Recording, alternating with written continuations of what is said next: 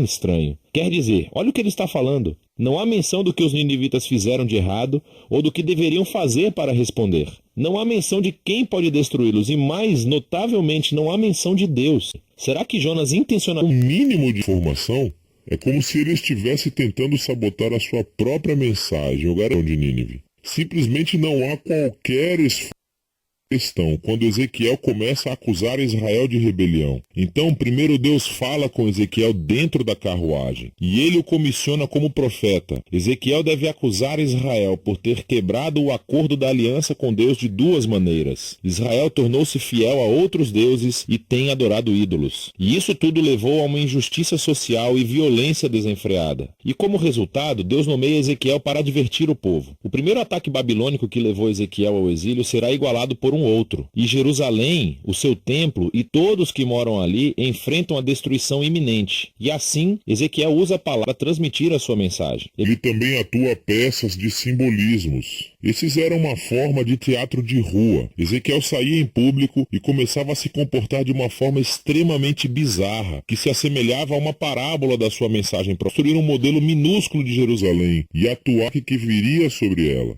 Ou deveria raspar todo o cabelo e depois cortá-lo com uma espada. Ou, o mais extremo, deveria desempenhar o papel de bode expiatório no dia da expiação. E teve que se deitar de lado por mais de um ano, comendo comida cozida em cima de cocô, como um sinal da comida desagradável que as pessoas teriam que comer durante o cerco de Jerusalém. E talvez o mais desalentador de tudo seja a má notícia que Deus deu a Ezequiel, que ninguém iria ouvi-lo. Israel o rejeitaria por causa de seu coração rebelde e duro. E isso lembra o que Moisés fez do povo após as rebeliões no deserto, quando ele previu que o exílio um dia aconteceria e Ezequiel teve o privilégio de ver tudo acontecer. E então Ezequiel, desanimado, começa a executar a sua tarefa. E depois de cerca de um ano, ele tem outra visão, e esta é sobre o templo. Ele faz uma turnê virtual pelo templo e vê o que está acontecendo lá na sua ausência, e isso não é bom. No pátio externo, em frente ao templo, ele vê uma estátua gigante e inativa, e ele vê os presbíteros de Israel adorando outros deuses, tanto fora como dentro do templo. E então ele vê as mulheres de Israel que estão adorando a um deus babilônico chamado Tamuz. E a visão termina com a gloriosa carruagem do trono de Deus se afastando para cima e para longe do templo. Está indo embora, indo para o leste, indo em direção à Babilônia. E assim, no capítulo 11, chegamos a ver por que e como a glória de Deus apareceu para Ezequiel na Babilônia. A idolatria de Israel e as suas violações da aliança se tornaram tão flagrantes e ofensivas que Deus abandonou seu templo. Eles o afastaram e ele os entregou à destruição. Mas Deus não abandonou seu povo. Ao contrário, ele vai para o exílio com eles. E assim, no final dessa visão do capítulo 11, Deus promete que ele enviará um remanescente de Israel de volta à terra. E ele vai transformá-los, removendo o coração de pedra e dando-lhes um novo coração de carne, para que eles possam amar e verdadeiramente seguir o seu Deus. Esse é um pequeno vislumbre de esperança e é submergido rapidamente sob a realidade da destruição iminente. Mas o capítulo 11 é uma transição fundamental e nos ajuda a entender como o restante do livro foi projetado. Assim, as próximas 3 sessões são cheias de anúncios do julgamento de Deus, primeiro sobre Israel, depois sobre as nações ao redor de Israel e depois sobre a própria Jerusalém. Mas depois disso, a esperançosa conclusão do capítulo 11 se desenvolve nas 3 últimas sessões do livro. Primeiro a esperança para Israel, depois para as nações e depois para toda a criação. Os capítulos 12 a 24 focam no julgamento de Deus chegando a Israel, e essa é uma coleção de poemas e artigos. E aqui, Ezequiel mostra seu gosto por parábolas e alegorias. Ele descreve Israel como um bastão queimado, inútil, ou como uma esposa rebelde, ou como um perigoso leão furioso que é capturado, ou como 2 irmãs promíscuas. Estas são todas representações da rebelião sem sentido de Israel e da idolatria que resulta na sua ruína. Nessa sessão, Ezequiel também age como um advogado. Ele começa argumentando que, em primeiro lugar, a destruição de Jerusalém é merecida, resultando de séculos de violação da aliança. E mesmo que as pessoas mais justas do mundo, como Noé, Daniel ou Jó, estivessem vivas e orando para que Deus poupasse Israel, Deus não aceitaria suas orações. É tarde demais. E assim, a bondade de Deus, na verdade, exige que ele traga justiça a essa geração de Israel. O exílio se tornou inevitável. Eles chegam ao ponto sem retorno. Depois disso, Ezequiel concentra-se primeiro nas nações imediatamente ao redor de Israel, e depois nos dois estados mais poderosos da região, o Egito e Tiro. Israel aliou-se a essas nações e adotou seus deuses e ídolos. E assim, Deus acusa os reis de Tiro e do Egito de arrogantemente se verem como deuses, definindo o que é certo e o que é errado de acordo com seus próprios termos. E Deus considera esses reis responsáveis pelo seu orgulho e anuncia que usará a Babilônia para derrubá-los. Eles enfrentarão a justiça de Deus junto com todos os outros. Seguindo essas sessões realmente intensas, há uma pequena história no capítulo 33. Ezequiel é recebido por um refugiado recém-chegado de Jerusalém, e ele lhe dá o relato de que a Babilônia atacou a cidade, que a cidade caiu e o templo foi destruído. Os avisos sombrios de Ezequiel se tornaram uma realidade. Mas lembre-se do final do capítulo 11. Isso não é o fim da história. E assim, no próximo vídeo, vamos explorar a profunda visão de esperança de Ezequiel. Mas por enquanto, essa é a primeira metade do livro de Ezequiel.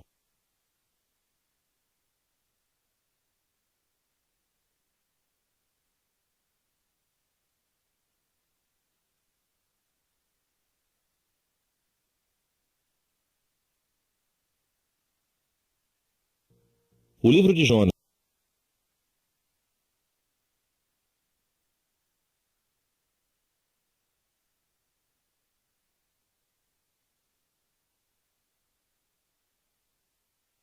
Uma história subversiva sobre um profeta rebelde que odeia a Deus por amar os seus inimigos. Jonas é diferente dos profetas do Antigo Testamento porque, tipicamente, eles são coleções das palavras de Deus que foram faladas através do profeta. Mas este livro não se concentra nas palavras do profeta. Pelo contrário, é uma história sobre um profeta realmente mau e desagradável. Jonas aparece apenas uma outra vez no Antigo Testamento. É durante o reinado de Jeroboão II, um dos piores reis de Israel. E Jonas profetizou em seu favor, prometendo que venceria uma batalha que recuperaria todo esse território na fronteira norte de Israel. É importante saber que o profeta Amós também confrontou Jeroboão, e através dele, Deus reverteu especificamente a profecia de Jonas, prometendo que Jeroboão perderia todos esses territórios, porque ele era um rei terrível. Então, antes mesmo da história de Jonas começar, suspeitamos do caráter dele. O livro de Jonas tem um belo conceito com todo esse emparelhamento e simetria literária. Então, você tem os capítulos 1 e 3 contando a história do encontro de Jonas com não-israelitas. Primeiro com alguns marinheiros e depois com os inimigos que Jonas odiava, os ninivitas. E cada parte mostra um contraste cômico entre o egoísmo de Jonas e a humildade e arrependimento dos pagãos. Os capítulos 2 e 4 contêm orações de Jonas. Uma é uma oração de arrependimento, e a outra é uma oração onde Jonas ataca a Deus por ele ser muito bom. Agora, esse conceito cuidadoso do livro é acompanhado por um estilo realmente único de narração. A história está cheia de todos esses personagens estereotipados que, ironicamente, fazem exatamente o oposto do que você acha que eles fariam. Então, você tem o profeta, o homem de Deus, que se rebela e odeia o seu próprio Deus. Você tem os marinheiros, que são supostamente imorais, mas, na verdade, eles têm corações suaves e arrependidos e se voltam para Deus em humildade. Você tem o rei do império mais poderoso e sanguinário do planeta, e ele se humilha diante de Deus por causa do sermão de 5 palavras de Jonas, e até as vacas do rei se arrependem. Esse tipo de história se encaixa no que hoje chamaríamos de sátira. Essas são histórias sobre figuras conhecidas que são colocadas em circunstâncias extremas, e elas usam humor e ironia para criticar a sua estupidez e as suas falhas de caráter. Vamos nos aprofundar e ver como todas essas peças se encaixam. A história começa quando Deus fala com Jonas e o encarrega de pregar contra o mal e a injustiça em Nínive, a capital do Império Assírio, o inimigo cruel de Israel. Mas, em vez de ir para o leste, para Nínive, Jonas vai na direção oposta, entrando em um navio que vai para tão longe quanto possível, para Tarsis. Agora, a grande questão aqui é, por que Jonas foge? Ele está com medo? Será que ele simplesmente não gosta de ninivitas e não foi nos dito ainda?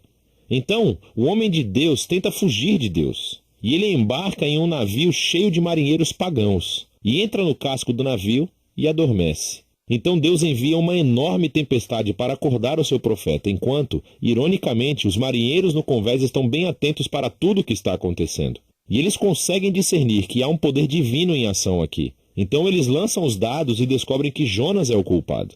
Então, eles pediram a Jonas que se explicasse. Jonas falou um monte de bobagens religiosas. Ele diz, sim, sou hebreu e adoro o Senhor, o Deus que fez o mar e a terra seca. Esse cara deve estar brincando, não é mesmo? Deus fez o mar e a terra seca e Jonas é burro o suficiente para fugir desse Deus escondendo-se dentro de um barco? E quando os marinheiros perguntaram a Jonas o que eles deveriam fazer, ele diz, podem me matar, certo, me atirem ao mar. O que parece meio nobre no princípio, até que você percebe que isso era na verdade uma atitude completamente egoísta. Quer dizer, que melhor maneira de evitar ir a Nínive? Então ele coloca o seu sangue nas mãos de marinheiros inocentes, tentando forçá-los a matá-lo. Eles estão relutantes, é claro, e se arrependem diante de Deus, mesmo quando o atiram ao mar. A tempestade desaparece, e eles acabam temendo o Deus de Israel. E, ao contrário de Jonas, eles realmente adoram a Deus.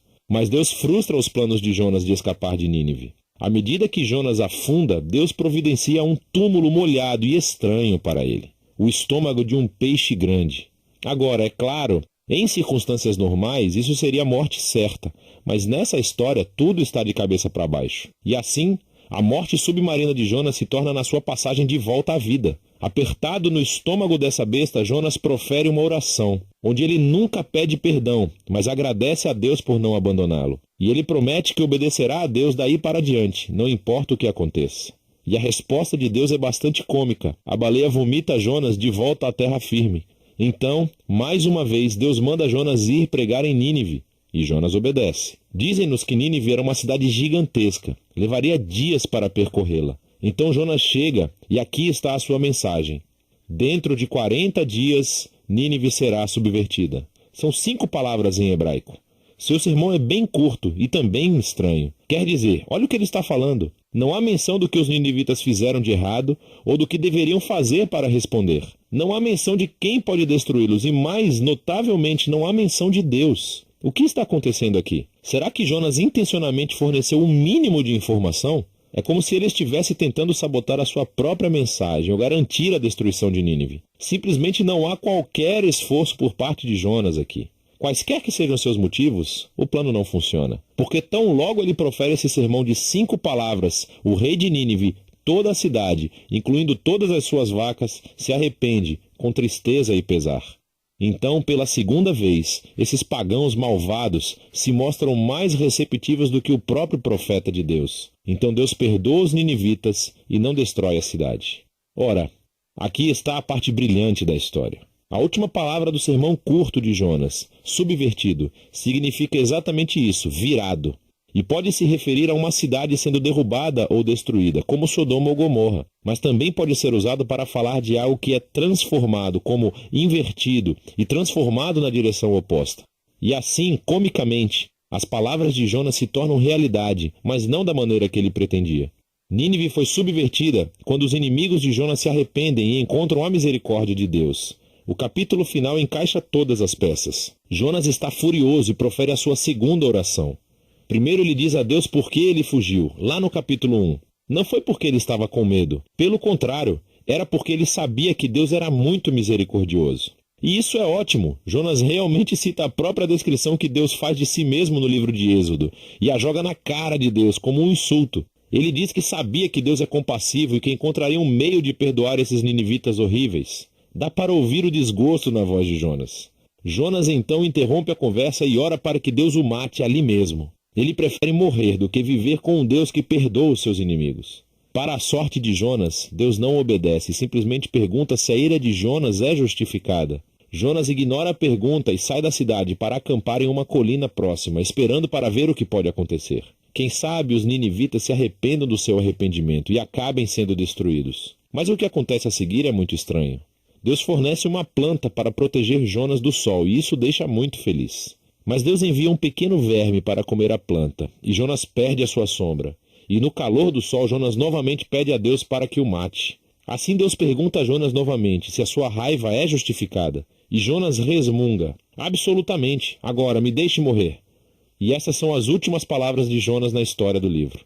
As palavras finais de Deus são o que conclui o livro.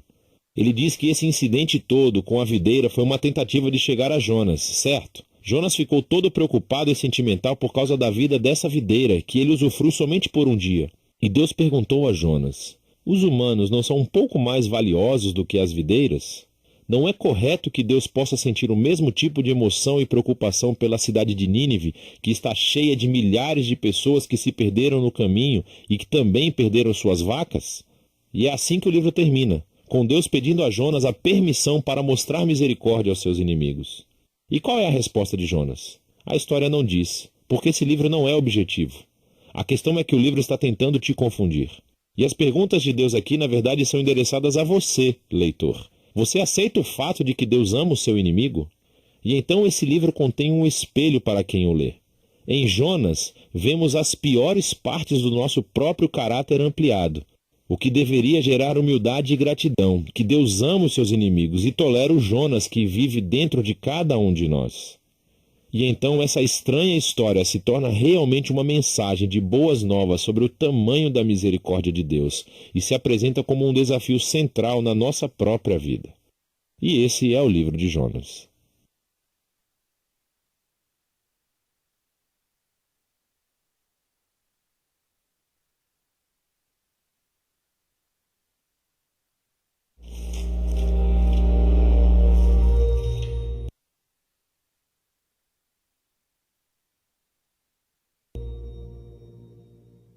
O livro do profeta Obadias. Esse é o livro mais curto de todo o Antigo Testamento, são apenas 21 versos, e à primeira vista não parece muito promissor. É uma série de poemas divinos de julgamento contra o antigo povo de Edom, que era uma nação vizinha a Israel, do outro lado do Mar Morto. No entanto, há muito mais acontecendo aqui. Então, primeiro, aqui estão os bastidores. O povo de Edom era único, porque eles tinham uma ancestralidade compartilhada com os israelitas. Ambos pertenciam à família de Abraão, que com Sara teve seu filho Isaque, que com sua esposa Rebeca teve 2 filhos, Jacó e Esaú. Agora, o livro de Gênesis nos contou a história desses 2 irmãos, e para dizer o mínimo, eles tinham um relacionamento tenso. Cada um mais tarde recebeu os nomes de Israel e Edom, que acabou se tornando o nome das famílias que descendiam deles. E essas famílias repetiram o mesmo relacionamento difícil dos seus ancestrais. Israel e Edom tiveram relacionamentos intensos ao longo dos séculos, mas ainda assim compartilhavam o vínculo familiar. E foi esse vínculo que foi traído e destruído nos trágicos eventos da queda de Jerusalém na Babilônia. Assim, quando Israel foi invadido e conquistado pela Babilônia, o povo de Edom se aproveitou, saqueando outras cidades israelitas e depois capturando e até matando refugiados israelitas. Agora, em outros livros proféticos, Deus responsabilizou os vizinhos de Israel por esse tipo de violência. E assim, Obadias faz o mesmo com Edom. O livro curto tem 2 metades. A primeira parte é uma série de acusações contra os líderes de Edom, especificamente por seu orgulho e autoexaltação. Literalmente, como eles viviam no alto das rochas do deserto, mas também metaforicamente, eles realmente acreditavam que eram superiores aos israelitas. E foi esse orgulho que levou os edomitas a não ficarem apenas parados quando a Babilônia veio destruir Jerusalém, mas, na verdade, para participar da destruição. E assim, Deus diz através de Obadias que Edom será trazido de suas alturas e destruído. Assim como fizeram com Israel, assim será feito a eles. Agora, quando você acha que vai ouvir mais sobre como Edom vai encontrar a sua desgraça, o assunto muda repentinamente no versículo 15. Nós ouvimos isso. O dia do Senhor está próximo contra todas as nações. Agora, por que de repente mudamos de Edom para todas as nações? Esse verso é uma peça de articulação e liga a primeira metade do livro à segunda metade, onde Obadias anuncia o dia do Senhor, mas não apenas para Edom. Ele amplia seu foco para incluir todas as nações. E Obadias diz que todas as nações orgulhosas que agem como Edom enfrentarão a justiça de Deus da mesma maneira. Eles cairão de suas alturas orgulhosas e virão à ruína. Agora, a combinação dessas 2 sessões, uma sobre Edom e outra sobre todas as nações, mostra-nos por que Obadias estava tão interessado nesse minúsculo vizinho do sul de Israel. Obadias vê o orgulho de Edom e cai como um exemplo, uma imagem de como Deus um dia confrontará o orgulho de todas as nações e provocará sua queda também. Não é coincidência que em hebraico a palavra Edom ou Adom seja escrita exatamente com as mesmas letras que a palavra humanidade, ou em hebraico Adam. Em Obadias, a ascensão e queda de Edom é uma parábola de como a justiça de Deus um dia se oporá ao orgulho e à violência entre as nações no dia do Senhor. Mas, como em todos os profetas, o julgamento de Deus nunca é sua palavra final. Especificamente, lembre-se da conclusão dos 2 livros que vieram antes de Obadias, Joel e Amós. Joel havia pintado uma imagem do que acontecerá depois do dia do Senhor contra todas as nações. Ele disse que Deus realizará um novo ato de salvação em Jerusalém e que todos os que se humilharam e chamaram a ele serão libertados. E na conclusão de Amós, ele disse que após o dia do Senhor ter julgado o mal de Israel, Deus levantaria a casa de Davi e construiria um novo reino para Israel que incluiria Edom e todas as nações chamadas pelo seu nome. E assim, o livro de Obadias foi colocado logo depois de Joel e depois de Amós para expandir essas mesmas promessas sobre a esperança do reino de Deus sobre todas as nações. E assim o livro conclui com um futuro muito promissor. Deus diz que ele vai restaurar o seu reino sobre a Nova Jerusalém, que ele irá repovoá-lo com um remanescente fiel. E a partir daí, o reino de Deus se expandirá para incluir todo o território e as nações ao redor de Israel. E assim, esse pequeno livro contribui para o retrato maior da justiça e fidelidade de Deus que estamos vendo nos profetas. O antigo orgulho e traição do povo de Edom torna-se um exemplo da condição humana maior, todas as maneiras pelas quais nos traímos e ferimos no bom mundo de Deus. Mas há esperança, diz Obadias. A queda de Edom aponta para o dia em que Deus lidará com o mal em nosso mundo, mas também trará o seu reino de paz e de cura sobre todas as nações. E é disso que o livro de Obadias se trata.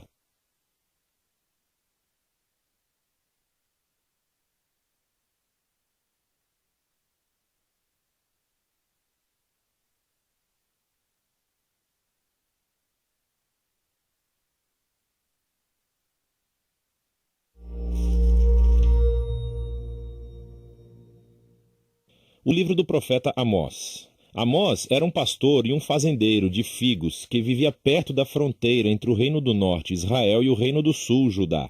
Agora, o reino do norte havia conquistado sua independência cerca de 150 anos antes. Lembre-se de 1 Reis, capítulo 12. E estava sendo governado por Jeroboão II, um líder militar de sucesso. Ele ganhou muitas batalhas e novos territórios para Israel e gerou muita riqueza. Mas, aos olhos dos profetas, ele foi um dos piores reis de todos os tempos. Sua riqueza levou à apatia e permitiu a idolatria aos deuses de Canaã, o que por sua vez levou à injustiça e à negligência aos pobres.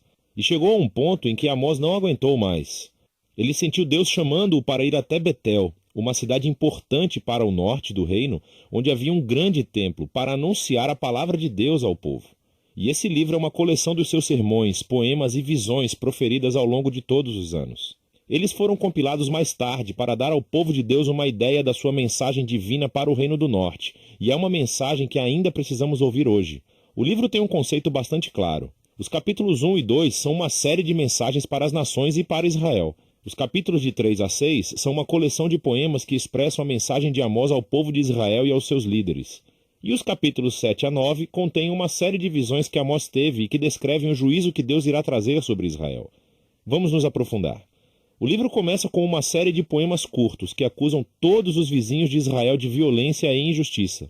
E isso é meio estranho porque a frase de abertura do livro dizia que Amós falaria contra Israel, mas veja como isso funciona. À medida que Amós nomeia todas as nações vizinhas, você pode olhar no mapa e observar que ele está criando um círculo. E quando ele termina, Israel está no centro, como um alvo na mira. E Amós desencadeia uma acusação poética a Israel que é 3 vezes mais longa e mais intensa do que qualquer outra. Ele acusa os ricos de Israel de ignorarem os pobres e permitirem graves injustiças no seu país. Especificamente, eles permitem que os pobres sejam vendidos em escravidão por dívida e, em seguida, negam representação jurídica para essas pessoas. E, Amós pergunta, é essa a família que uma vez foi negada a justiça e escravizada no Egito? A família que Deus resgatou da opressão e escravidão? A festa acabou, diz Amós. Deus não tolera mais suas atitudes. E então, a abertura da próxima sessão explica o porquê. Deus diz, eu escolhi você, Israel, dentre todas as famílias da terra. Isso é uma alusão a Gênesis 12, como Deus chamou a família de Abraão para se tornar a bênção de Deus para todas as nações. E então Deus diz, e é por isso que eu irei puni-los por todo o seu pecado. Israel tinha um grande chamado e uma grande responsabilidade. E o seu pecado e a sua rebelião trouxeram grandes consequências. Agora, essa sessão reúne muitos poemas de Amós e você verá alguns temas-chave repetidos várias vezes. Então, primeiro ele está constantemente expondo a hipocrisia religiosa dos ricos de Israel e dos seus líderes. E ele descreve como eles participam fielmente nas reuniões religiosas, fazendo ofertas e sacrifícios, enquanto eles negligenciam os pobres e ignoram a injustiça. E Amós diz que isso é realidade. Deus Odeia a adoração deles porque está completamente desconectada da como eles tratam as pessoas. Deus diz que um relacionamento verdadeiro com ele transformará os relacionamentos de uma pessoa.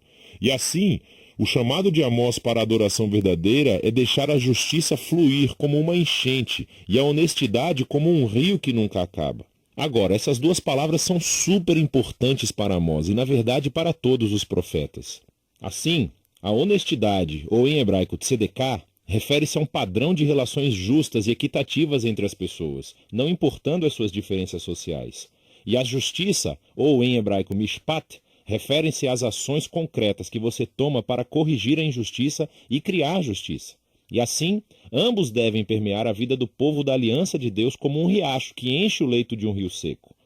O próximo tema são as acusações repetidas de Amós sobre a idolatria de Israel. Lembre-se, quando o reino do norte se separou do reino do sul de Judá, o seu rei constituiu 2 novos templos para rivalizar com o de Salomão em Jerusalém. E ele colocou um bezerro de ouro em cada um deles. Lembre-se de 1 Reis, capítulo 12. Desde então, Israel só acumulou mais ídolos, adorando os deuses do sexo, do clima e da guerra. E na visão do profeta, a adoração desses deuses sempre levou à injustiça. Porque esses deuses não exigem o mesmo grau de justiça que o Deus de Israel. Sem mencionar que esses deuses eram imorais. Não o Deus de Israel, ele é diferente. Então ele pode dizer, busque-me para que você possa viver. E logo depois disso, pode dizer a Israel, busque o bem, não o mal, para que você, ao Deus Criador de Israel, é Sinônimo com fazer o bem, com generosidade e com justiça. E assim, o tema final desses capítulos é que, como Israel e o seu rei rejeitaram Amós e os outros profetas, Deus enviará o dia do Senhor. E isso é um ato de justiça grande e terrível contra Israel. E especificamente, Amós diz que uma nação poderosa virá e irá conquistar e dizimar as suas cidades e levará as pessoas para o exílio. E sabemos que a sua previsão se tornou realidade. Cerca de 40 anos depois, o Império Assírio apareceu e fez exatamente o que Amós havia dito. O livro termina com uma série de visões que Amós teve e são representações simbólicas do dia do Senhor vindouro. Então ele vê Israel devastado por um grande exército de gafanhotos, e depois por um fogo escaldante, e em seguida repleto de frutas podres. E na visão final, Amós vê Deus batendo violentamente nos pilares do grande templo de Israel em Betel, e todo o edifício desmoronando. É uma imagem da justiça de Deus sobre os líderes e os deuses de Israel, que o seu fim chegou. Mas, de repente, no último parágrafo, temos um vislumbre de esperança. Ele pega nessa imagem de Israel como um prédio destruído.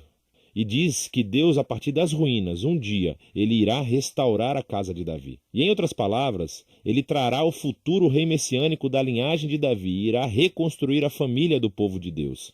O que, surpreendentemente, significa que irá incluir pessoas de todas as nações. Naquele dia, toda a devastação causada pelo pecado de Israel e pelo julgamento de Deus será revertida. Agora, esse último parágrafo é muito importante. É o único sinal de esperança do outro lado do julgamento. E isso nos ajuda a ver como esse livro explora a relação entre a justiça de Deus e a sua misericórdia. Se Deus é bom, ele tem que enfrentar e julgar o mal entre Israel e as nações. Mas os seus propósitos a longo prazo são de restaurar o mundo e construir uma nova família da aliança.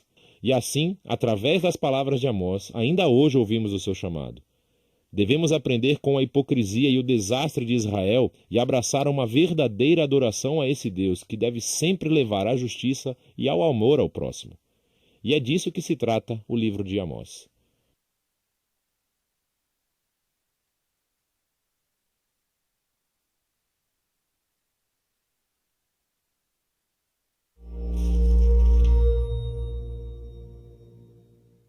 O livro do profeta Joel é uma curta coleção de poemas proféticos que são poderosos e intrigantes. Joel é único entre os profetas por algumas razões. Primeiro de tudo, não há indicação explícita de quando esse livro foi escrito. É mais provável que no período de Esdras-Neemias, após o retorno do exílio, porque ele menciona Jerusalém e o templo, mas parece que não há reis. Também é único, já que Joel está claramente familiarizado com muitos outros livros das Escrituras. Ele alude ou cita outros profetas, como Isaías, Amós, Sofonias, Naum, Obadias, Ezequiel, Malaquias e até o livro do Êxodo. E isso está conectado com a última característica única, que Joel nunca acusa Israel de nenhum pecado específico. Assim como muitos outros profetas, ele anuncia que o julgamento de Deus está vindo para confrontar o pecado de Israel, mas ele nunca diz o porquê. Provavelmente porque Joel assume que, tal como ele, você já leu os livros dos profetas. E você já sabe tudo sobre a rebelião de Israel.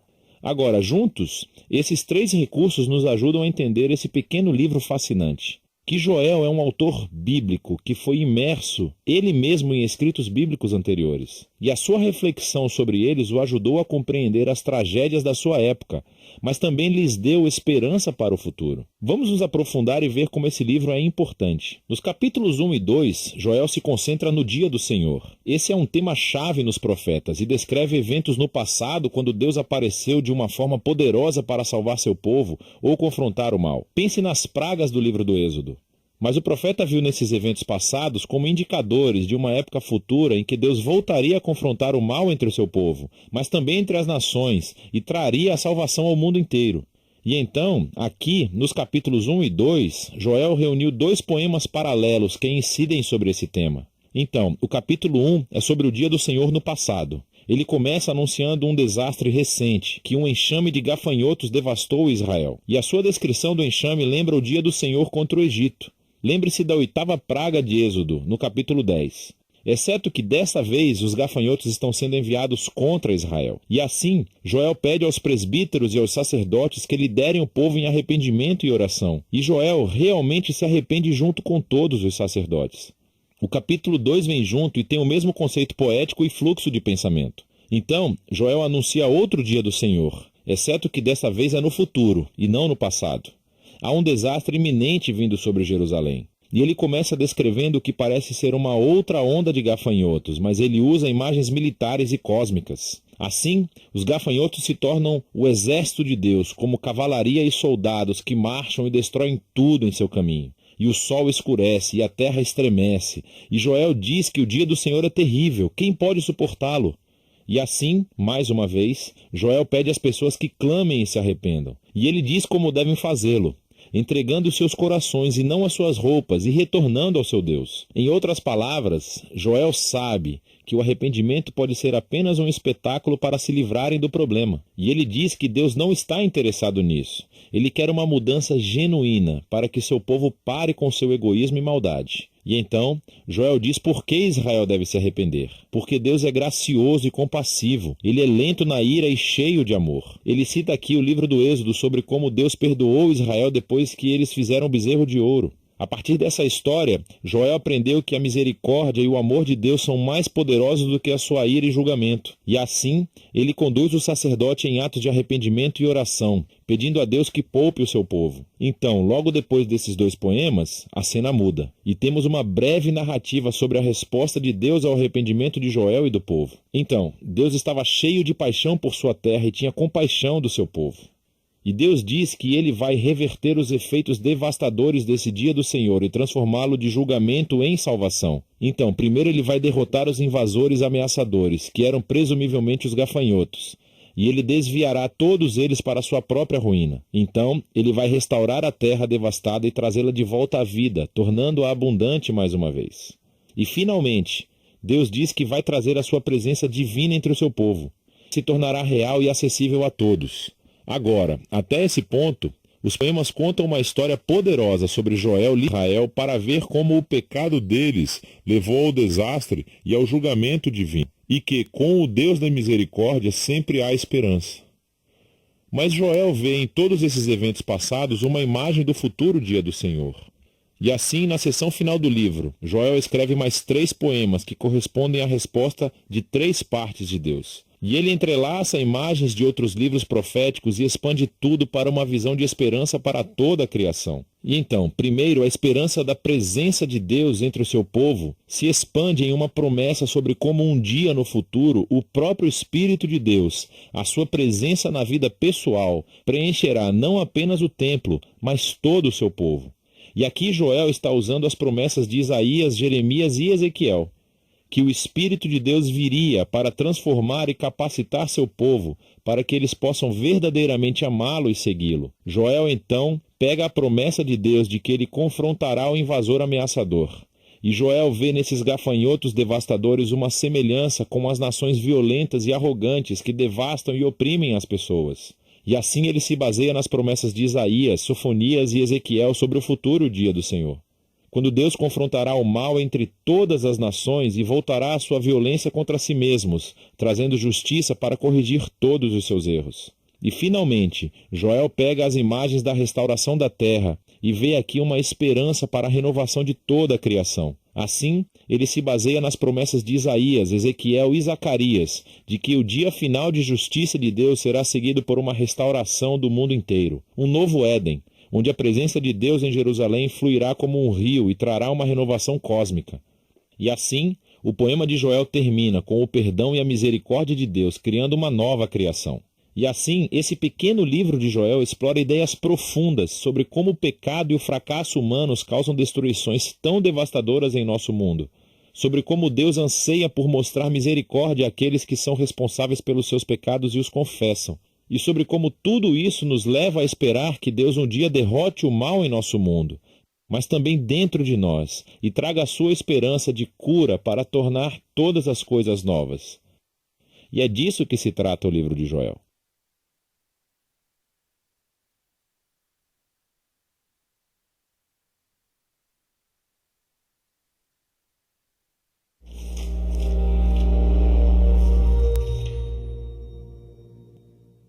O livro do profeta Oséias. Oséias viveu no reino do norte, de Israel, que às vezes ele chama de Efraim ou Jacó, cerca de 200 anos depois de terem se separado do sul, de Judá. Lembre-se da história de 1º Reis. Oséias foi chamado para falar em nome de Deus durante o reinado de um dos piores reis de Israel, Jeroboão II. A nação estava mergulhada no caos, e no ano 722 o grande império assírio invadiu e dizimou Israel. Mais uma vez, veja a história em 2º Reis. E Oséias viu tudo isso acontecer. O livro é uma coleção de cerca de 25 anos de sua pregação e escrita, e é quase todo composto por poesia. E essa coleção inteira foi concebida para ter 3 seções principais. Vamos ver como isso funciona. A parte da abertura conta uma história do casamento rompido de Oséias com uma mulher chamada Gomer, que comete adultério. Não está totalmente claro se Gomer dormiu com outros homens antes ou depois de se casarem, mas eles tiveram 3 filhos juntos e as coisas desmoronaram. O importante é que Deus diz a Oséias que, apesar da infidelidade de Gomer, ele deve encontrá-la, pagar as suas dívidas para com seus amantes e entregar o seu amor e fidelidade a ela mais uma vez. E então diz que tudo isso, o casamento violado e restaurado, os filhos, tudo isso é um símbolo profético contando a história do relacionamento de Deus com Israel. Deus tem sido como um marido fiel a Israel. Ele os resgatou da escravidão. Ele os levou ao Monte Sinai, onde ele fez uma aliança. Ele pediu que fossem fiéis somente a ele. Mas ele trouxe Israel para a terra prometida, e eles levaram toda a abundância que ele lhes deu e dedicaram-na à adoração do deus cananeu Baal. E assim, Deus tem uma razão legítima para terminar a aliança e se divorciar de Israel. E ele pensa em fazê-lo. Mas, em vez disso, ele diz que vai buscar Israel novamente e renovar a sua aliança com eles. E ele explica o porquê. É puramente por causa do seu próprio amor, compaixão e fidelidade. Oséias então explica o que tudo isso significa. Ele diz que as consequências da rebelião de Israel serão a derrota iminente diante de outras nações e o exílio, mas há esperança de uma restauração futura. Um dia, Israel se arrependerá novamente e voltará a adorar o seu Deus. E, diz Oséias, ele colocará sobre eles um novo rei messiânico da linhagem de Davi, que trará a bênção de Deus. Essa sessão de abertura apresenta todas as ideias principais do livro. Israel se rebelou e Deus trará consequências severas, mas o amor e a misericórdia da aliança de Deus são mais poderosos do que o pecado de Israel. E assim, nas sessões restantes do livro, a poesia de Oséias explora esses temas com maior profundidade. Então, há 2 coleções de acusação e lamentos por Israel, e cada uma delas é concluída por um poema muito esperançoso sobre a misericórdia de Deus e a esperança para o futuro. Então, os capítulos de 4 a 10, Oséias explora as causas e os efeitos da infidelidade de Israel. Ele diz inúmeras vezes que Israel carece de todo conhecimento ou entendimento de Deus. Em hebraico, a palavra conhecer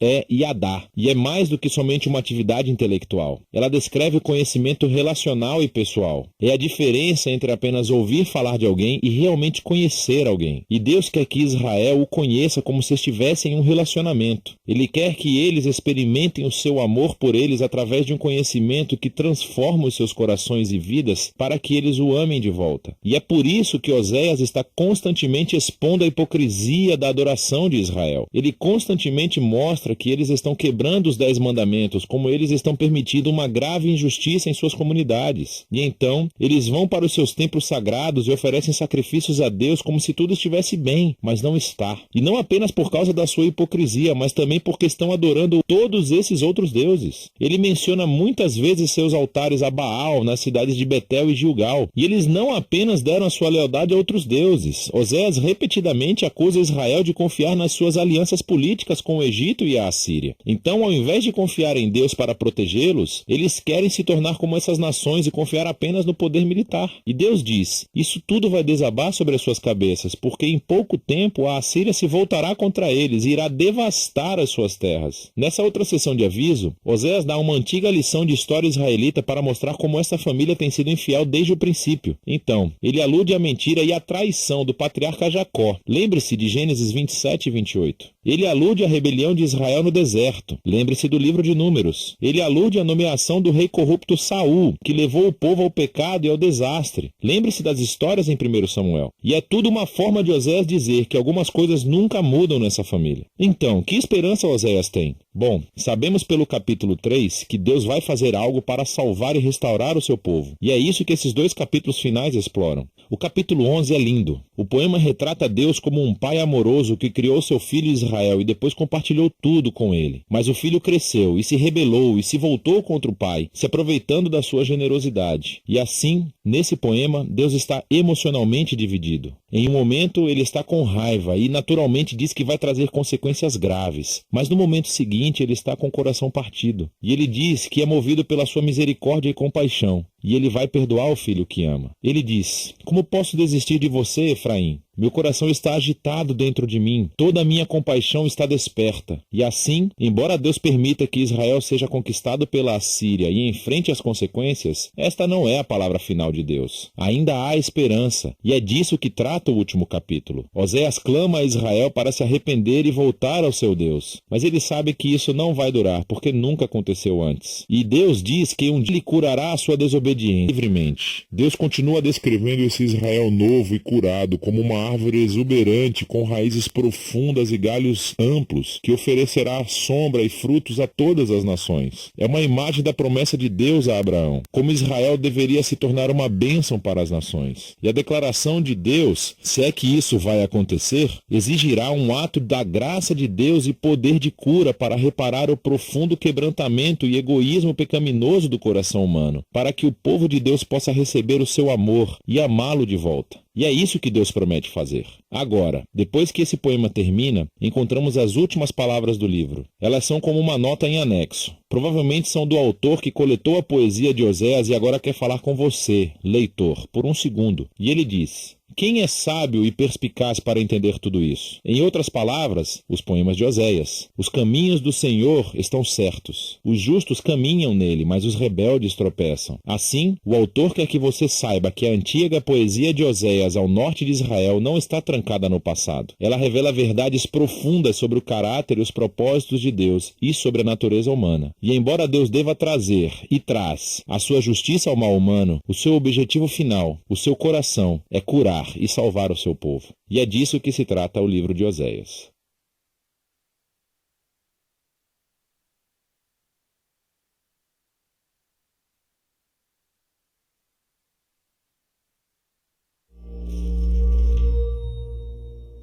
Nós estamos explorando o livro de Atos, que foi escrito por um homem chamado Lucas, como uma continuação do Evangelho de Lucas. Atos começou com Jesus dizendo aos seus seguidores para espalharem as boas novas do seu reino. E eles começariam em Jerusalém, e depois seguiriam para as regiões vizinhas, e de lá até os confins da terra. Agora, em Jerusalém, a sua mensagem foi recebida por muitos e contestada por muitos, principalmente pelos líderes do templo. Eles se escandalizaram com essa nova alegação de que toda a história de Israel tinha sido cumprida por meio da vida, morte e ressurreição de Jesus. Um desses líderes era um homem chamado Saulo de Tarso, que trabalhava sem cessar para acabar com o movimento, até que ele conheceu o próprio Jesus ressuscitado.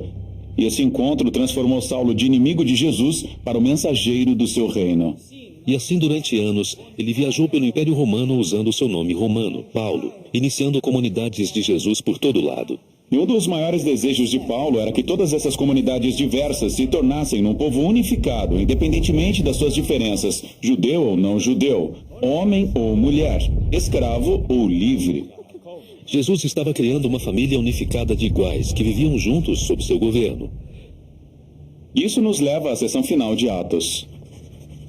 Voltando para Jerusalém, onde o movimento teve início, os seguidores de Jesus, que eram judeus, estavam passando por um período de seca e falta de alimentos. E Paulo tinha uma paixão tão grande pela unidade da igreja que começou um grande projeto de captação de recursos entre as diversas igrejas que tinha iniciado. Eles juntariam o dinheiro que tinham para que Paulo e um grupo de representantes pudessem levar esse presente, essa ajuda para Jerusalém. Mas Jerusalém já não era um lugar seguro para Paulo. Os líderes judeus de lá o detestam tanto que o querem morto. E Paulo sabia que estava entrando em uma armadilha. Todos os seus amigos imploraram para ele não ir, mas ninguém pôde detê-lo. Sim, porque Paulo arriscaria sua vida para levar esse presente? Ele não podia ter enviado outra pessoa? Bem, para Paulo isso era algo pessoal. Jerusalém era o lugar em que ele costumava participar do assassinato dos seguidores de Jesus, mas agora ele os serve. Lá também era o lugar em que o próprio Jesus tinha sido executado. E assim para Paulo seria uma honra sofrer ali, tal como seu rei tinha sofrido. Paulo vai a Jerusalém e, como esperado, ele é encontrado pelos seus inimigos. Uma multidão se forma e eles tentam matá-lo. Porém, os soldados romanos salvam sua vida, levando-o sob custódia. Os líderes judeus acusavam Paulo de iniciar uma revolta contra Roma, mas não conseguiam provar isso. E os romanos não sabiam o que fazer com ele. Sim, eles podiam ver que Paulo não era um criminoso, mas sua afirmação de que um judeu crucificado é o rei ressuscitado do mundo continuava colocando Paulo em apuros. E assim Paulo é transferido de um tribunal para o outro até exigir que o seu caso fosse julgado perante o tribunal de César em Roma. E assim, felizes da vida, eles o enviam para lá. Agora, ao longo desta sessão de Atos, Lucas, o escritor da história, retratou as provações e prisões de Paulo, de modo que se assemelhem às histórias anteriores das provações e prisões de Jesus. Lucas está apontando um fato importante. Quando o povo de Jesus segue seu caminho, suas histórias passam a se parecer com a história dele, que é linda, mas também tem um custo. No caminho para Roma, o navio que transportava Paulo foi atingido por uma tempestade violenta e todo mundo entrou em pânico. Menos Paulo. Ele está sob o convés, oferecendo uma refeição, assim como Jesus fez na noite anterior ao julgamento. Paulo abençoa e depois parte o pão, assegurando que Deus está com eles em meio àquela tempestade. No dia seguinte, o navio bate contra as rochas e se parte, mas todo mundo chega em segurança em terra firme. O que é incrível, mas Paulo não se livrou dos problemas. Ele é levado para Roma e colocado em prisão domiciliar. Mas isso nem foi tão ruim. Em sua casa, ele pôde hospedar grupos de judeus e não judeus e compartilhar com eles as boas novas sobre Jesus, o rei ressuscitado. E isso é uma atitude ousada, especialmente em Roma, o centro do poder onde César governa o mundo como rei. Sim, você tem o reino alternativo de Jesus de cabeça para baixo, agora crescendo no coração do império mais poderoso do mundo, através do sofrimento de um prisioneiro. E com esse contraste entre reinos, Lucas termina sua história. Essa é uma ótima imagem, mas a história deveria falar sobre a mensagem se espalhando pelos confins da terra. Então ela não deveria continuar? Claro. Lucas deixou a história em aberto de propósito, para que seus leitores saibam que a história não acabou e que podem participar do reino de Jesus que até hoje ainda está se espalhando.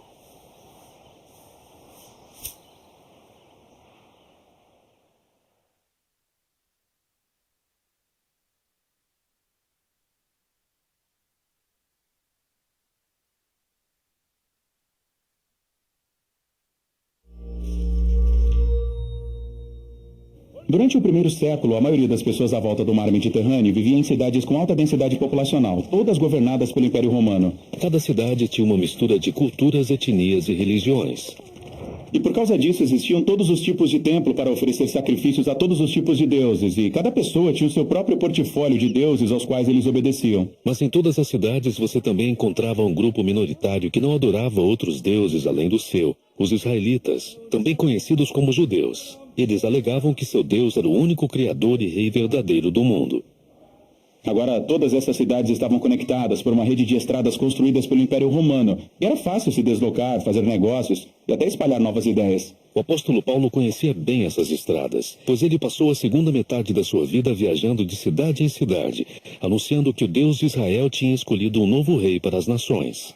E esse rei não era igual a nenhum rei que tinha vindo antes. Isso mesmo.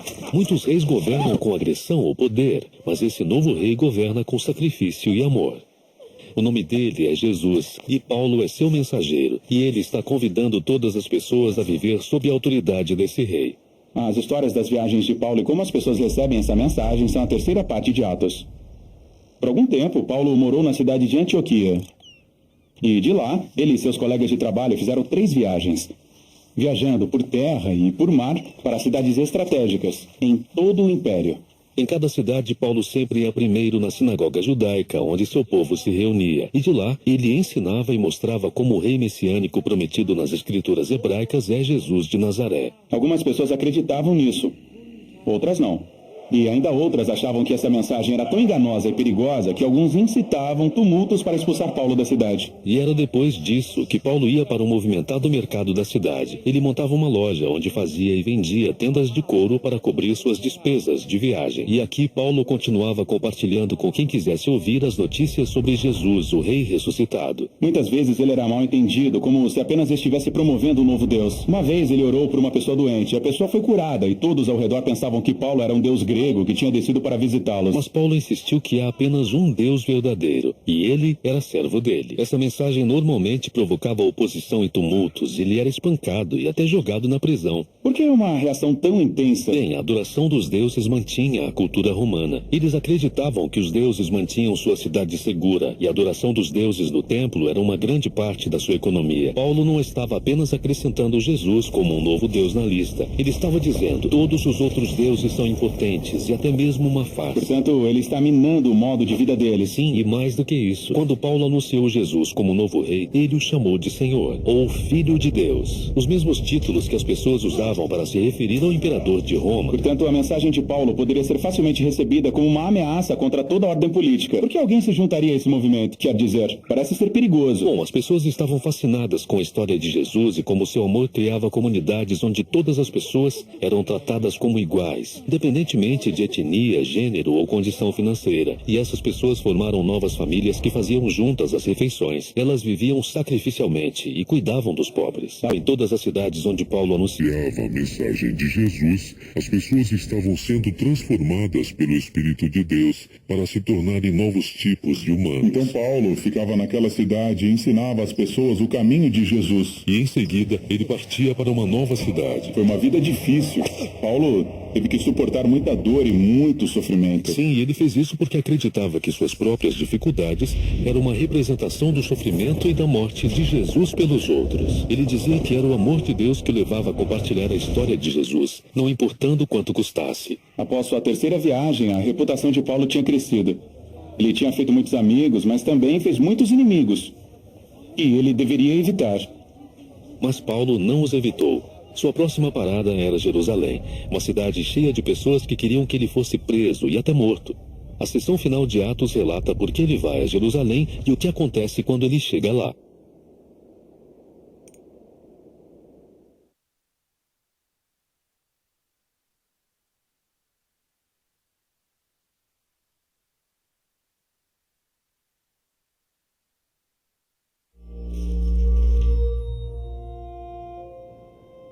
Durante o primeiro século, quando os romanos governavam o mundo conhecido, surgiu um movimento popular e contracultural no extremo leste do império, Sim, isso começou no meio do povo judeu.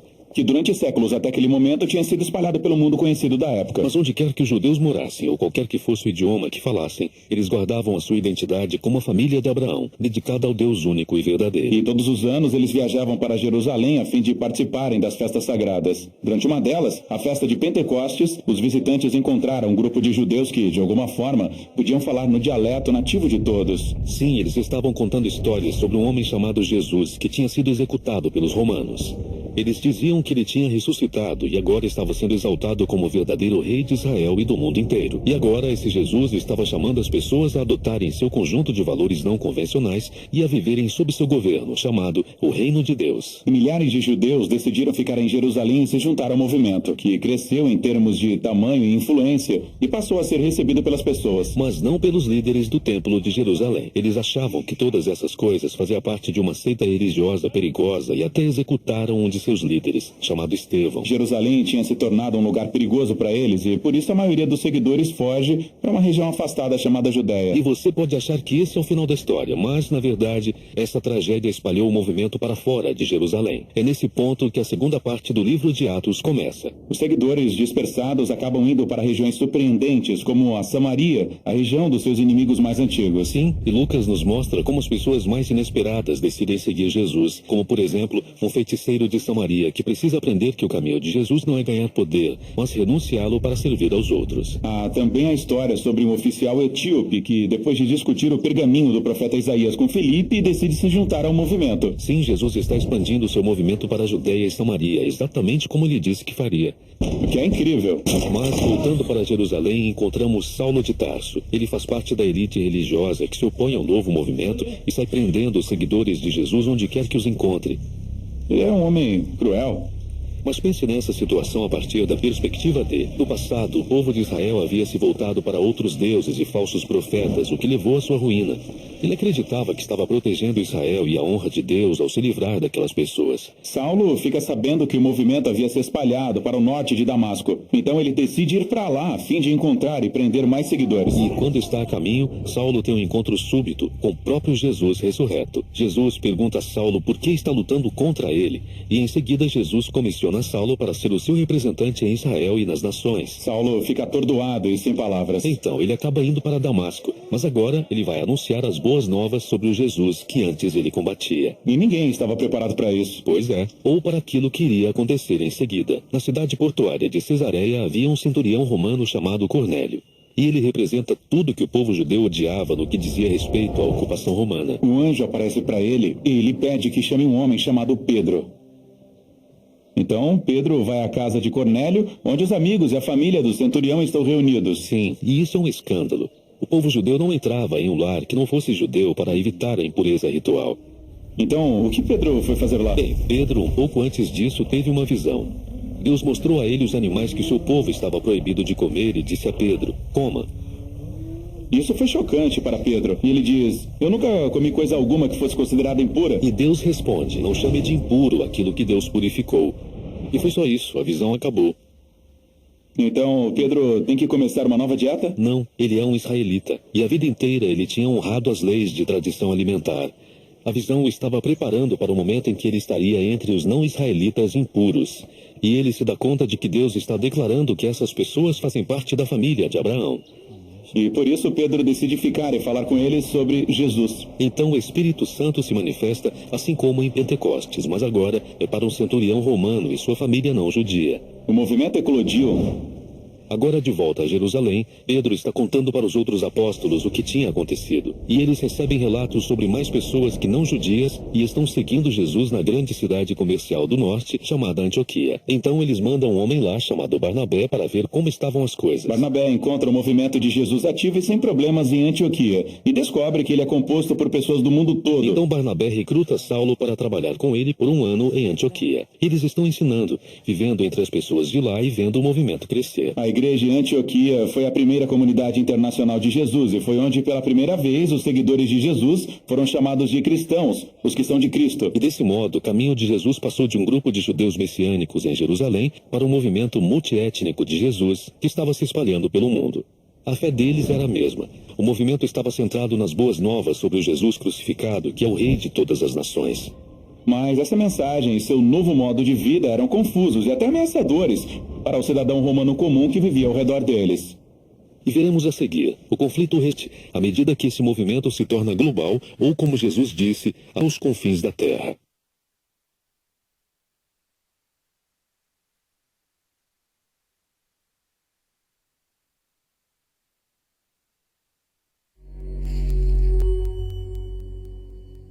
Um dos primeiros relatos sobre Jesus de Nazaré, a sua vida, morte e ressurreição, foi escrito por um homem chamado Lucas. Nós conhecemos esse relato como o Evangelho de Lucas, mas Lucas continua a história em um segundo volume, chamado Livro de Atos. Esse livro gira em torno do que Jesus continuou fazendo após a sua ressurreição. Atos começa com os discípulos reunidos com Jesus, que acabara de voltar à vida, que é algo incrível de se imaginar. E durante semanas o Jesus ressurreto continuou ensinando a eles sobre o seu reino de cabeça para baixo, a nova criação que ele iniciou através da sua morte e ressurreição. Isso é algo emocionante e os discípulos estavam prontos para divulgar este reino para o mundo. No entanto, Jesus manda que eles aguardem e permaneçam em Jerusalém até receberem um novo tipo de poder e assim possam ser fiéis testemunhas de Jesus e seu reino. Então ele diz que sua missão vai começar em Jerusalém, depois seguirá para a Judéia e Samaria e de lá para as nações. Isso é como um roteiro para o livro inteiro de Atos. Em seguida, os discípulos viram Jesus entronado como rei de toda a criação. Então os discípulos aguardam, se perguntando quando esse poder virá. Chega a época do Pentecostes. O Pentecostes é uma festa israelita antiga que ocorre no início do verão, e milhares de judeus peregrinos voltavam para Jerusalém vindos de todas as partes do mundo. E vários idiomas e culturas se juntavam na cidade.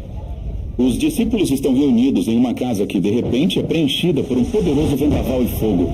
O fogo se reparte em línguas de fogo que pairam sobre a cabeça das pessoas. Mas o que é tudo isso? Lucas está tocando num tema repetido do Antigo Testamento. Quando Deus se manifestou de forma parecida no Monte Sinai, ele fez uma aliança com Israel e lhe deu os 10 mandamentos. Mais tarde, quando a glória de Deus se manifestou na forma de uma coluna de fogo, ela preencheu o tabernáculo quando Deus veio habitar entre eles. Mas era somente uma coluna de fogo, não muitas. Isso mesmo, Lucas está apontando um fato importante aqui. Essa é a presença pessoal de Deus do templo, o Espírito de Deus que foi predito pelos profetas de Israel. E agora iria habitar no novo templo do corpo de Jesus, ou seja, no seu povo. Eles se tornaram pequenos templos móveis, onde agora Deus iria habitar. E eles começaram a contar histórias sobre Jesus em idiomas que não conheciam antes. Mesmo assim, os visitantes conseguem entendê-los. O que estava acontecendo? Bem, Pedro se levanta e explica que esse é o cumprimento da esperança de Israel com base nas Escrituras. O plano de Deus sempre foi usar a família unificada de Abraão para trazer paz e justiça ao mundo. Mas as tribos de Israel haviam se espalhado por causa do exílio. Agora, aqui no Pentecostes, representantes de todas as tribos se reúnem e são apresentados ao seu Messias, o Jesus crucificado e ressuscitado, para que agora possam se tornar o povo restaurado de Israel. E milhares deles começam a seguir o caminho de Jesus. O que nos leva ao relato de Lucas sobre os 2 templos. Há o templo que Herodes construiu em Jerusalém, onde os discípulos de Jesus vão adorar como os demais israelitas. Mas agora também há o templo de Jesus, que consiste em pessoas. Esse templo está se reunindo em lares por toda Jerusalém. E essas pessoas estavam vivendo as suas vidas de uma maneira radicalmente nova. Certo, pense nisso. Muitos desses peregrinos nem são de Jerusalém. Eles formaram essas novas famílias, onde todos dependiam uns dos outros. Sim, as pessoas estavam vendendo as suas coisas e cuidando dos pobres que viviam entre elas. Elas tomavam as refeições juntas. Elas faziam suas orações diárias juntas. Elas estavam aprendendo com os apóstolos o que significava viver como se Jesus fosse o verdadeiro rei do mundo. E deve ter sido emocionante. Mas nem tudo é diversão e brincadeira. Ser templo de Deus é coisa séria, assim como no Antigo Testamento. Talvez você conheça essa história estranha no livro de Levítico sobre 2 sacerdotes que desrespeitam a Deus no templo e morrem repentinamente. Bem, Lucas inclui aqui uma história semelhante de 2 discípulos que desonram o Espírito de Deus neste novo templo, e eles têm um destino parecido. Portanto, há corrupção na comunidade, mas o maior problema está vindo de fora. Sim, do outro templo. Os seus líderes se sentem ameaçados por esse novo movimento messiânico e por isso prendem os apóstolos. Eles tentam detê-los. E isso nos leva à história final da sessão de Atos sobre Jerusalém. Ah, sim, o Estevão. Ele é incrível. Ele se destaca como um líder entre os discípulos para servir aos pobres. E ele ia aos pátios do templo ensinar as pessoas sobre o caminho de Jesus. Os líderes do templo prendem Estevão e encontram falsas testemunhas para acusá-lo de desonrar Moisés e de ser um terrorista que está ameaçando o templo. Em resposta a isso, Estevão faz um discurso poderoso sobre como toda aquela situação era previsível. Sim, ele recontou toda a história do Antigo Testamento, destacando personagens como José, Moisés e os profetas, pessoas que foram constantemente rejeitadas e perseguidas pelo seu próprio povo. Israel tem resistido aos representantes de Deus há séculos, portanto, rejeitam a Jesus e agora aos seus seguidores, que é uma rejeição ao próprio Deus. Eles ficam furiosos e começam a executar Estevão, lhe atirando pedras e o destruindo até a morte. E ao morrer, ele se entrega ao caminho de Jesus, sofrendo por causa dos pecados dos outros. E então ele exclama com a voz bem alta: Senhor, não condenes esta gente por causa deste pecado. Isso foi basicamente o que Jesus disse antes de morrer. Exatamente. Estevão se torna o primeiro mártir do movimento de Jesus, precedendo muitos outros. Mas essa perseguição contém sementes de esperança, razão pela qual Lucas nos apresenta um novo personagem aqui, um líder religioso chamado Saulo. E ele fica de pé diante do cadáver de Estevão e até prova o que aconteceu. Espera aí, Saulo? Você quer dizer que era o homem que se tornou o apóstolo Paulo? Sim, Lucas está mostrando como até esse trágico assassinato não pode parar o reino de Jesus. E assim muitos discípulos perseguidos se espalham ao sair de Jerusalém, e exatamente como Jesus disse, eles se dirigem para a Judéia e Samaria. A história sobre o que acontece lá é relatada na seção seguinte de Atos.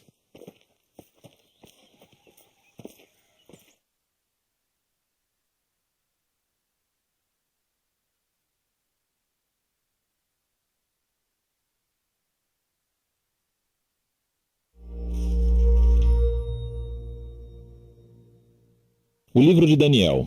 A história acontece logo após o primeiro ataque da Babilônia a Jerusalém, quando eles saquearam a cidade e o seu templo e levaram os israelitas ao exílio. Entre eles havia 4 homens da família real de Davi: Daniel, que mais tarde será chamado Beltesazar, e os seus 3 amigos, que provavelmente você conhece por seus nomes babilônicos, Sadraque, Mesaque e Abed-nego. Esse livro fala das suas lutas para manter a esperança na terra dos seus conquistadores. Inicialmente, o conceito do livro parece bastante simples. Os capítulos de 1 a 6 contêm as histórias sobre Daniel e seus amigos na Babilônia, enquanto os capítulos de 7 a 12 contêm as visões de Daniel sobre o futuro. Mas essa estrutura em 2 partes torna-se ainda mais interessante através de outro aspecto do conceito, que é a linguagem do livro. O livro começa em hebraico, a língua dos israelitas, mas os capítulos de 2 a 7 são escritos em aramaico, uma língua relacionada ao hebraico, falada amplamente entre os antigos impérios. Mas depois, nos capítulos de 8 a 12, ele volta ao hebraico. Esse desenho mostra como os capítulos 2 a 7 formam uma seção coerente, mas também destaca a importância dos capítulos 2 a 7 para entender os últimos capítulos do livro. Vamos nos aprofundar. O capítulo 1 apresenta a tensão básica da primeira metade do livro. Daniel e seus amigos, muito sábios e competentes, são recrutados para servir no palácio do rei da Babilônia. Mas eles são pressionados a abandonar a sua identidade judaica, vivendo e comendo como babilônios e violando as leis alimentares judaicas encontradas na Torá. Porém, eles recusam a pressão e escolhem a fidelidade à Torá, e isso os coloca em perigo. Mas Deus os liberta e eles acabam sendo exaltados pelo rei da Babilônia. Depois disso começa a seção aramaica, que você verá com um conceito simétrico muito legal. Então, o primeiro rei da Babilônia tem um sonho que só Daniel é capaz de interpretar. É sobre uma enorme estátua feita de 4 tipos de metal, e simboliza uma sequência de reinos, e a cabeça é a Babilônia. Mas uma pedra enorme vem voando e estilhaça a estátua, e ela se torna em uma enorme montanha. Esse sonho é a primeira de muitas visões simbólicas no livro, e apresenta a história básica entre todas elas. Daniel diz que a estátua representa uma sucessão de reinos humanos vindos da Babilônia, e todos eles enchem o mundo de Deus com violência. Mas um dia o reino de Deus virá e confrontará e tornará humildes os reinos arrogantes deste mundo, e encherá o mundo com a justiça sanadora do reino e governo de Deus. Depois disso, o capítulo 3 conta a famosa história dos 3 amigos de Daniel que se recusam a se curvar e adorar uma estátua enorme de ídolos, que, como a estátua no capítulo 2, representa o rei e o seu poder imperial. E assim os amigos são perseguidos e jogados em uma fornalha ardente.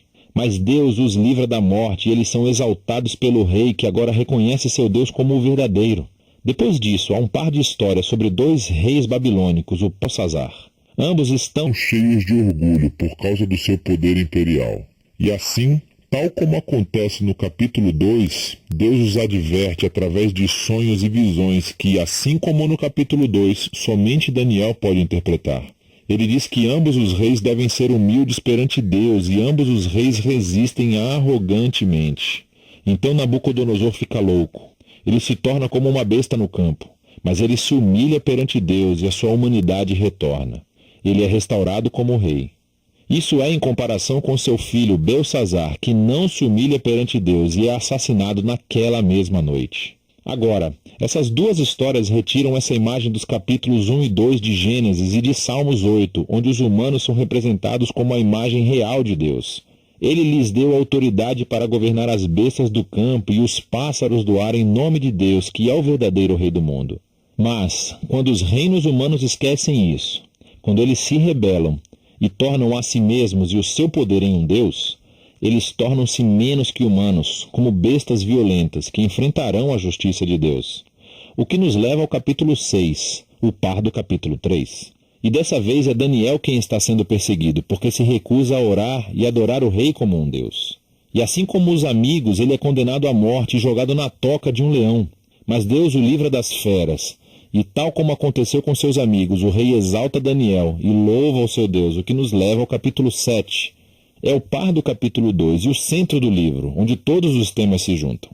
É outro sonho, mas dessa vez é de Daniel, e, ironicamente, ele não consegue entender o sonho até que um mensageiro angelical explique. Ele vê uma série de 4 bestas, uma como um leão, depois como um urso, depois uma como um leopardo alado. Cada um deles simboliza um reino arrogante. E por último, há uma super besta que é identificada com um império realmente maligno e que tem muitos chifres, um símbolo comum dos reis do Antigo Testamento. E há um chifre específico que é uma imagem de um rei arrogante que se exalta acima de Deus e persegue o povo de Deus. Elas são simbolizadas por uma figura chamada Filho do Homem, que é uma imagem tanto para o povo da aliança de Deus como também para seu rei da linhagem de Davi. Mas de repente Deus, que é chamado de Ancião dos Dias, vem e estabelece o seu trono. Ele destrói a superbesta e exalta o Filho do Homem nas nuvens, onde sobe para sentar-se à direita de Deus e compartilhar o governo de Deus sobre as nações. Podemos olhar para trás agora e ver como todas essas histórias da primeira metade se encaixam. As 3 histórias de fidelidade, apesar da perseguição, destinam-se a oferecer esperança ao povo sofredor de Deus entre as nações. Mas eles sofrem porque os reinos humanos se rebelaram contra Deus e se tornaram bestas. E assim, essas visões encorajam a paciência para que o povo de Deus espere que ele traga o seu reino e domine o nosso mundo e vindique o seu povo sofredor. Mas isso levanta a questão sobre quando Deus fará isso. E é isso que essas 3 visões finais exploram. No capítulo 8, Daniel tem outra visão sobre as 2 últimas bestas do capítulo 7. Mas dessa vez, elas são simbolizadas por um bode, que, nos é dito, é a imagem do império dos medos e persas, e depois por uma cabra, que é uma imagem da Grécia Antiga. E de dentro da cabra sai um monte de chifres, um dos quais simboliza o rei maligno do capítulo 7. E nós aprendemos mais sobre ele, que ele atacará Jerusalém, e se exaltará acima de Deus e profanará o templo com ídolos. No entanto, no final, ele será destruído por Deus, que exaltará o seu povo e o seu reino. Agora, no capítulo 9, Daniel está muito perplexo, especialmente sobre quando tudo isso vai acontecer. E ele então consulta o rolo do profeta Jeremias, onde Deus disse que o exílio de Israel duraria apenas 70 anos. Porém, para Daniel, os 70 anos estão quase acabando, e então ele pede a Deus que cumpra a sua promessa em breve. Mas um anjo vem e informa a ele que o pecado e a rebelião de Israel continuaram. E assim, o exílio e a opressão continuarão 7 vezes mais do que Jeremias havia previsto. Daniel está profundamente perturbado com isso e tem uma visão final. Nos é mostrada a mesma sequência de reinos. É a Pérsia, depois a Grécia e Alexandre o Grande, seguido pelos reis menores. Tudo isso conduzindo a este último rei do norte, que invadirá Jerusalém, estabelecerá ídolos no templo e se exaltará acima de Deus. Mas de repente esse rei vem à ruína. Agora, há um debate interminável sobre o que todas essas visões significam. Muitos veem uma conexão clara com as façanhas do rei assírio Antíoco. Ele matou muitos judeus fiéis em Jerusalém e estabeleceu ídolos no templo. Outros acham que apontam para o papel do Império Romano na execução de Jesus e na destruição de Jerusalém e do templo em 70 d.C.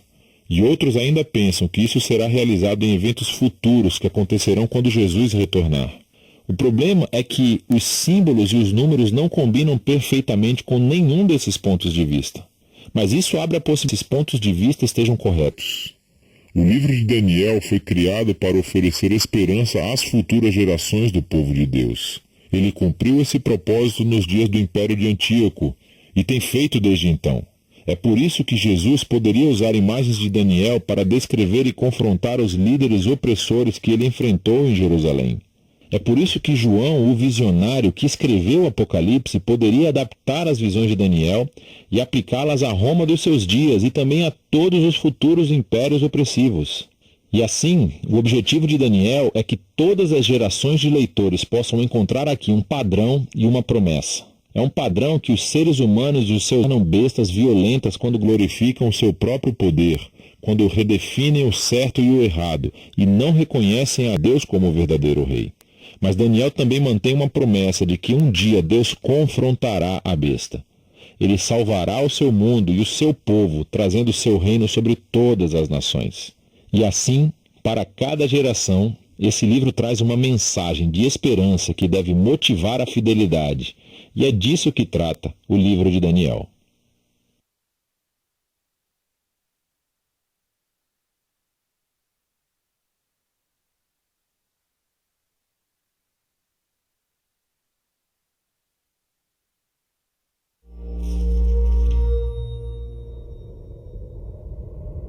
Até agora vimos a história de Jesus como ela é contada no Evangelho de Lucas. Começa com a chegada de um rei improvável, nascido em circunstâncias pobres e humildes. Em seguida, vemos Jesus como um mestre, um profeta. Ele percorreu Israel chamando as pessoas para um modo de vida radical, onde inimigos se tornam amigos, os pobres são cuidados e as pessoas encontram perdão por seus erros. Ele foi de cidade em cidade, convidando as pessoas a segui-lo e a viver sob o reinado de Deus dessa maneira não convencional. Ele fez muitos sinais e maravilhas. Muitos israelitas começaram a esperar que ele salvasse Israel das mãos dos romanos e estabelecesse um novo reino de paz e justiça. Em resumo, ele estabeleceria o reino de Deus. Os líderes religiosos da época também esperavam o reino de Deus, mas para eles a mensagem de Jesus era uma ameaça. Eles esperavam ganhar poder e prestígio quando tudo isso acontecesse. Mas Jesus disse que o reino de Deus pertencia aos pobres, aos excluídos, e que o verdadeiro poder estava em servir aos outros em amor. Esse conflito se intensificou quando Jesus, enquanto em Jerusalém, interrompeu os sacrifícios do templo e chamou os líderes de Israel de ladrões. Então prenderam Jesus e o acusaram perante as autoridades romanas de ser um rei rebelde. Ele foi entregue para a execução, mesmo sendo inocente. Então ele foi levado para fora da cidade e morto por causa de acusações falsas. Isso nos leva à seção final do Evangelho de Lucas. Havia um líder religioso chamado José que se opôs a execução e depois pediu que lhe entregassem seu corpo para que ele pudesse enterrar Jesus em uma tumba próxima. Alguns dias depois, algumas mulheres que seguiam Jesus vieram visitar o túmulo e o encontraram aberto e vazio. E elas encontraram duas figuras misteriosas, dizendo que Jesus havia ressuscitado. Então elas fugiram aterrorizadas. Ninguém acreditou no que elas disseram. Poxa, ele não poderia estar vivo? Todos o viram morrer. 2 seguidores de Jesus tinham saído de Jerusalém e seguiam por uma estrada em direção à cidade de Emaús. Eles estavam tristes e confusos com tudo o que havia acontecido. Então Jesus apareceu caminhando ao lado deles, mas eles não reconheceram. Isso é bem estranho. Como não puderam reconhecê-lo? Isso é estranho, mas é uma imagem realmente importante para Lucas. Por algum motivo, eles não enxergavam a presença de Jesus. Então Jesus perguntou: o que é que vocês estão conversando? E eles começaram a contar a ele sobre Jesus, um poderoso profeta que eles esperavam que salvasse Israel, mas foi executado. Algumas mulheres disseram que ele está vivo. Isso é loucura. Isso é demais. Vamos para casa. Então, Jesus tenta explicar que as escrituras judaicas apontavam para isso o tempo todo, que Israel precisava de um rei que sofresse e morresse como rebelde em nome daqueles que realmente eram rebeldes. E então, ele seria justificado por sua ressurreição, para que pudesse dar vida verdadeira àqueles que a aceitassem. Ainda assim, não fazia sentido. Eles continuavam confusos. O que leva à cena em que eles se sentam à mesa para fazer uma refeição com Jesus. Ele pega o pão, dá graças, parte o pão e dá a eles, exatamente como fez na última ceia. Esta é a imagem do corpo ferido, sua morte na cruz. E no momento em que eles pegam o pão partido, seus olhos se abrem para ver Jesus. Então ele desaparece e o episódio acaba. Essa história fala sobre como é difícil ver Jesus como ele realmente é. Isso é brilhante. Quer dizer, como o poder e o amor reais de Deus poderiam ser revelados através da vergonhosa execução desse homem.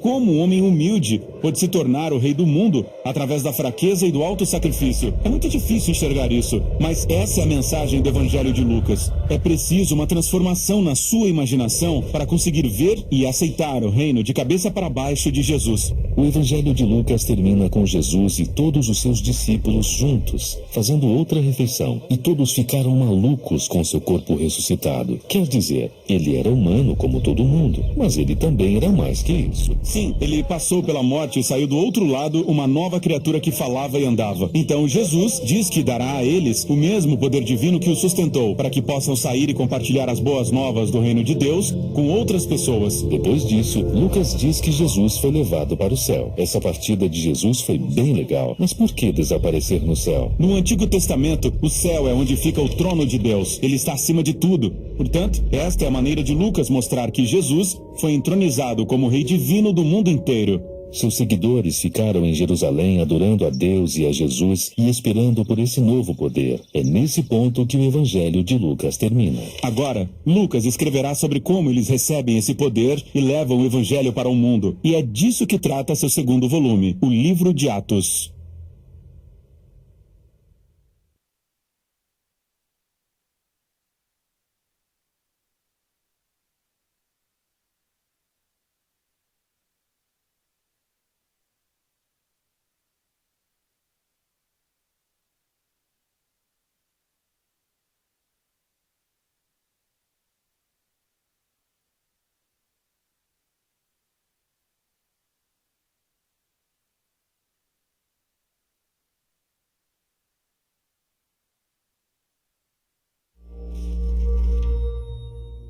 O Evangelho de Lucas. Para fazer seu relato, Lucas investigou as pessoas que conviveram com Jesus. A história começa nas colinas de Jerusalém, onde os antigos profetas de Israel disseram que um dia o próprio Deus viria para estabelecer seu reino em toda a terra. Nesta cidade, o templo era administrado pelos sacerdotes, e um deles, chamado Zacarias, estava trabalhando no templo quando teve uma visão que o assustou. Um anjo apareceu e disse que ele e sua esposa teriam um filho. Que história é essa? Bem, Zacarias e sua mulher eram muito velhos, nunca conseguiram ter filhos. Aqui, Lucas faz um paralelo com Abraão e Sara, os grandes ancestrais de Israel, porque eles também eram muito velhos e não podiam ter filhos. Ainda assim, Deus lhes deu um filho, Isaque.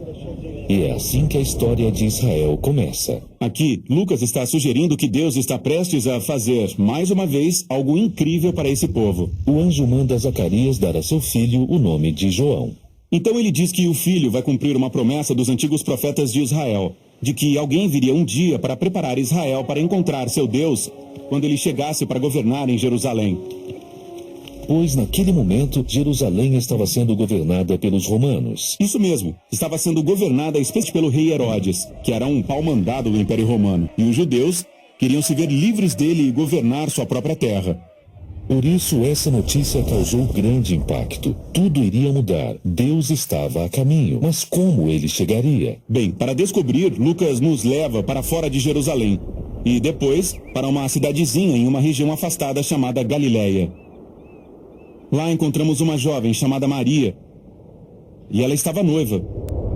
Então o anjo apareceu a Maria, dizendo que ela teria um filho. Ela deveria chamá-lo de Jesus, que em hebraico significa o Senhor salva. E ele seria um rei como Davi, que governaria o povo de Deus para sempre. Maria pergunta: certo, mas como isso será possível se sou virgem? O anjo conta que o mesmo Espírito Santo que trouxe vida e luz nas trevas em Gênesis capítulo 1, geraria vida em seu ventre. Deus vai se ligar à humanidade por meio da concepção e do nascimento do Messias. Então Maria, uma cidadezinha remota e de família humilde, é mãe do rei? Exatamente. Ela chega a cantar uma música sobre como essa real indica o surgimento de uma grande revolução. Através de seu filho, derrubar os governantes de seus tronos e os humildes. Ele vai virar o mundo da cabeça. E quando o bebê estava prestes a nascer,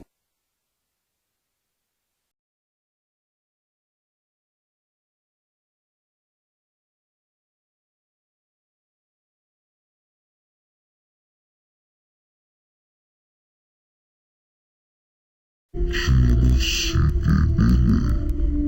O anjo disse para eles irem encontrar o bebê e saberiam que era o Messias.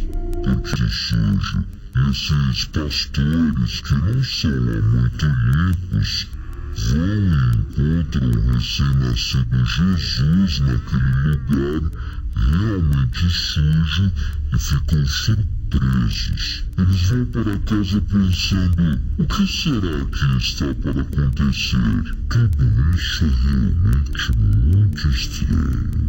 Se Deus está vindo mesmo para salvar o mundo, não é assim que você esperaria que ele chegasse. Nascido em um abrigo de adolescente, celebrado por pastores desconhecidos. Exatamente. Ou seja, na história de Lucas, tudo é retrospectivo, no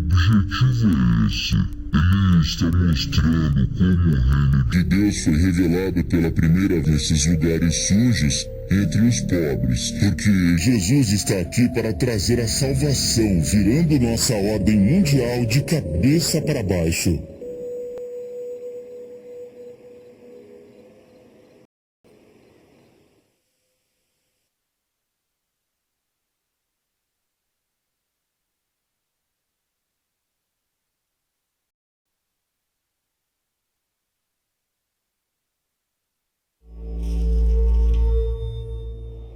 O Evangelho segundo Lucas começou contando sobre os nascimentos de João Batista e de Jesus de Nazaré. E na próxima sessão do Evangelho, Lucas avança no tempo. Ele fala sobre João, um profeta que lidera um movimento de renovação no Rio Jordão. E muitos israelitas estão vindo para serem batizados por ele. Pobres, ricos, coletores de impostos e até soldados. Pois é, o que está acontecendo aqui? Todas essas pessoas estão se consagrando a um novo estilo de vida. Sendo mergulhadas em um rio? Há muito tempo atrás, Israel herdou essa terra depois de atravessar o Rio Jordão. E Deus deu aos israelitas uma responsabilidade. Eles foram chamados para servir somente a Ele, amar ao próximo e buscar a justiça. E pelas histórias do Antigo Testamento, sabemos que eles falharam nisso várias vezes. Certo. Então João chama Israel para um recomeço, para voltarem ao rio e saírem dele consagrados ao Senhor e prontos para o que Deus estava prestes a fazer. E foi nesse reavivamento que Jesus apareceu pela primeira vez. Jesus foi batizado por João. O céu se abriu e uma voz celestial disse: Tu és o meu filho amado e me dás muita alegria. Essas palavras de Deus refletem muitas partes das escrituras hebraicas. Esta primeira frase é do Salmo 2, onde Deus prometeu que um rei viria para governar em Jerusalém e enfrentaria o mal. Já essa próxima frase é do livro do profeta Isaías, e se refere ao Messias, que tornaria um servo, sofreria e morreria em favor de Israel. Em seguida, Jesus vai para o deserto e fica lá por 40 dias sem comida, ou seja, ao relento. Com isso, Jesus está repetindo a jornada de 40 anos de Israel pelo deserto, onde não conseguiram confiar em Deus e se rebelaram. Mas Jesus conseguiu resistir à tentação e confiar em Deus. Esse relato está apontando para Jesus como aquele que dará continuidade à história de Israel. Após sair do deserto, Jesus retorna para sua cidade, Nazaré, na região da Galiléia. Ele está na sinagoga e é convidado a ler uma passagem das Escrituras. E ele abre o pergaminho de Isaías e ele lê: O Senhor Deus me deu o seu Espírito, pois ele me escolheu para levar boas notícias aos pobres. Por que aos pobres? Bem, na cultura hebraica, ser pobre não tinha a ver só com dinheiro. Essa palavra estava mais relacionada às pessoas à margem da sociedade. Surpreendentemente pobre poderia incluir pessoas que tinham dinheiro, como os coletores de impostos, que eram desprezados por todos, mas Jesus veio para eles. Jesus continua lendo. O Senhor me enviou para anunciar aos presos, dar vida aos cegos, libertar os que estão sendo oprimidos e anunciar que chegou o tempo em que o Senhor salvará o seu povo. Liberdade parece ser algo bem importante para Jesus. Sim, Jesus estava libertando as pessoas de suas doenças, de seu passado, de sua vergonha, e fez isso para que elas se tornassem parte do novo reino de Deus que Jesus estava trazendo à existência. Depois disso, Jesus nomeou 12 homens dentre todos os seus discípulos, símbolo intencional que representa as 12 tribos de Israel. Mas esse é um grupo bem bagunçado. Temos pescadores, ex-colostos que trabalhava para Roma e os rebeldes que lutaram contra a ocupação romana. Não tem jeito deles se darem bem. Reuniu intencionalmente pessoas, mas dentro do reino de Deus, elas são chamadas. Seguir Jesus significa viver sob uma nova ordem mundial. Vocês que agora choram, pois vocês, quando por minha causa, Jesus até disse aos seus discípulos para amar seus inimigos, serem extremamente generosos, mesmo com pessoas de quem não gostassem, para perdoar. Ele, o indivíduo, estaria fazendo o sacrifício final, entregando sua vida.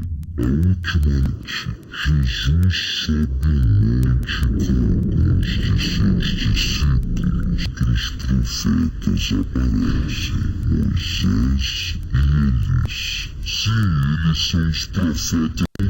Deus fala. Ver Deus para Isaac se juntar a Deus. Lucas quer dar Moisés ensinar. vista em Jerusalém como...